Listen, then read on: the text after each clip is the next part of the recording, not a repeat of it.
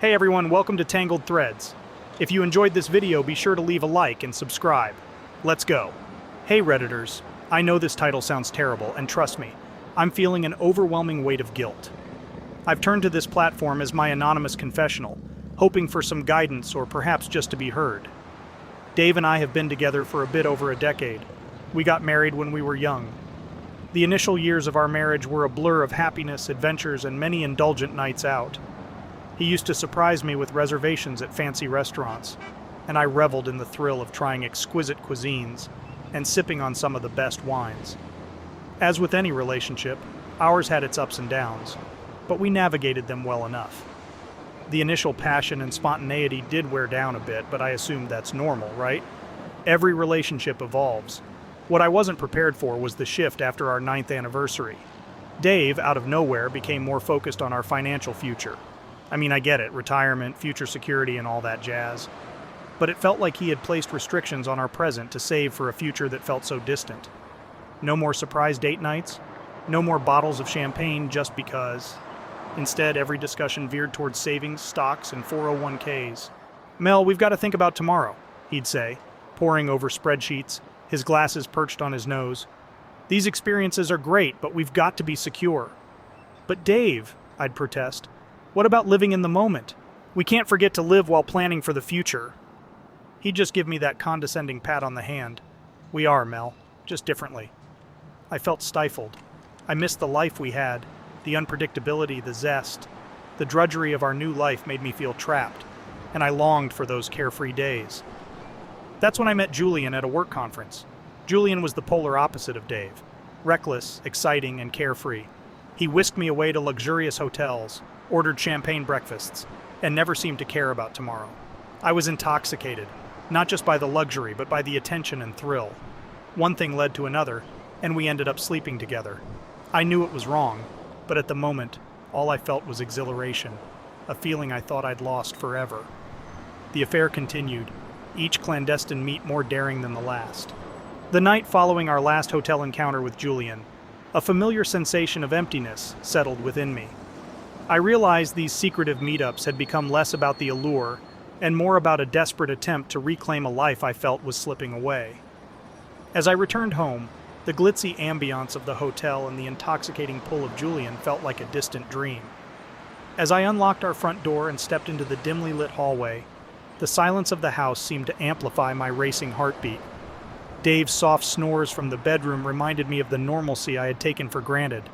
The enormity of my actions weighed heavily on me, making the walls of our home feel both confining and comforting at once.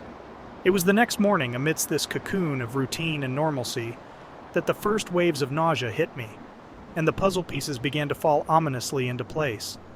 I recall the morning vividly. I had woken up with a start from a dream, my heart racing. My cycle was like clockwork, and being late was unusual for me. Trying to quell the panic, I reminded myself of the occasional delay due to stress. But a tiny voice inside me whispered, "What if?"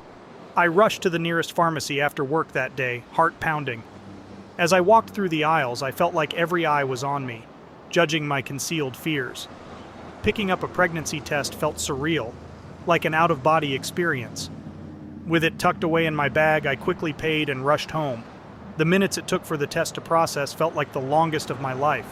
My mind raced with every possible scenario. What do I do? Where do I go? How would Dave react? The thoughts were maddening. When the 2 lines appeared, my world stopped. I slid down against the bathroom door, the test slipping from my fingers and landing on the cool tile floor.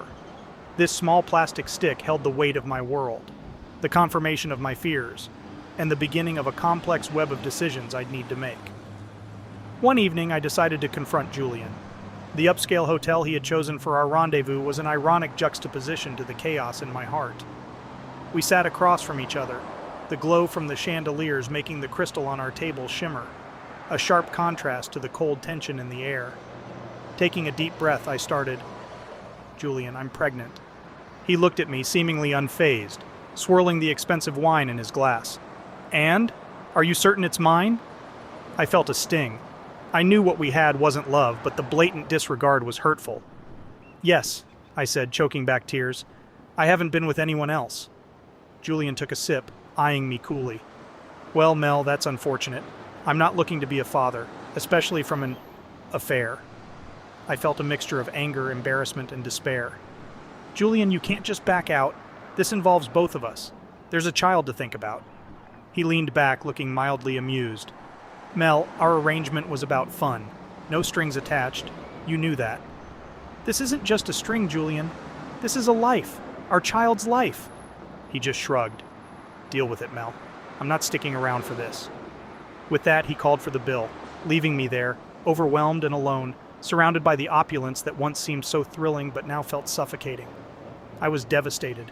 The weight of my betrayal and the responsibility of this new life inside me was overwhelming. Should I tell Dave? Does he even deserve to know after what he's done? Would he even believe that the child was his? Hell, I don't know if he'll even have time to help me because he'll be too focused on 401ks and stocks. There's another part of me, the rational side, which wonders if Dave and I could rebuild our marriage if he knew. Would he understand the depths of my loneliness and desperation? Or would he see it as just a betrayal? I'm scared, Reddit. Scared of losing the man I truly love, scared of being alone, and scared for this unborn child. I made a terrible mistake, one that I can't just erase. Do I bury this secret deep down, pretending the child is Dave's? Or do I come clean, risk it all, and hope for forgiveness? What would you do in my shoes? Update. Hey again, Reddit. After reading your comments and taking some time to soul search, I finally summoned the courage to tell Dave. It was, by far, the hardest thing I've ever done. The pain in his eyes was unbearable. We sat down one evening in our living room, the room dimly lit by the soft glow of our table lamp. With a deep breath, I laid out everything: the loneliness, Julian, and the pregnancy. As the words tumbled out, the weight of it all hit me.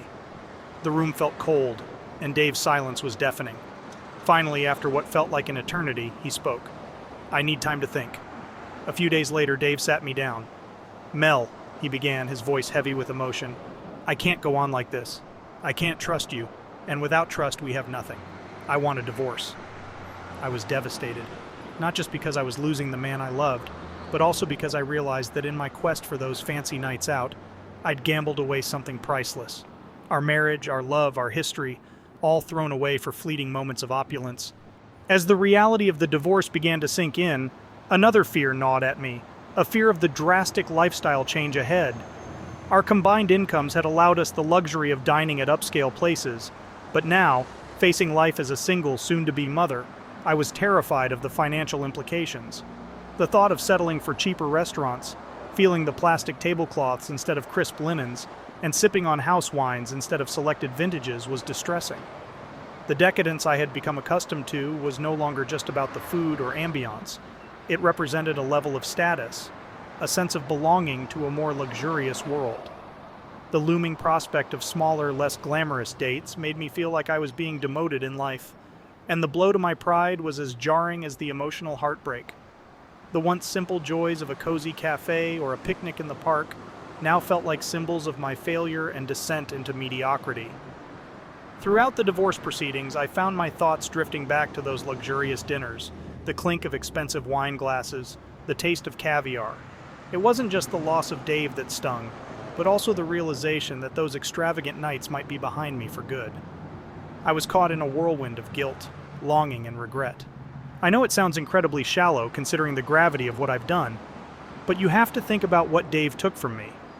Those moments of indulgence had become symbolic of a time when I felt alive, desired, and vibrant. Now, facing the repercussions of my choices, they felt like haunting reminders of what I had lost and could never regain.